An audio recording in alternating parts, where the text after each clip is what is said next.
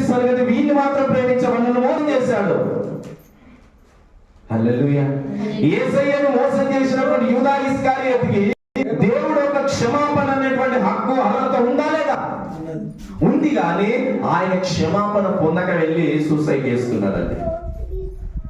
మరి నీవెవరో నాకు తెలియదు, ఆయన ఎవరో నాకు తెలియదు అన్నటువంటి పేతురు మాత్రము నేను చేసింది తప్పు అని తను క్షమాపణ పొంది వెక్కి వెక్కి వేడ్చినప్పుడు యేసయ్య ఏం చేశాడు తెలుసండి? ఆయనని క్షమించాడు. పిరిగివాడు పేతురు.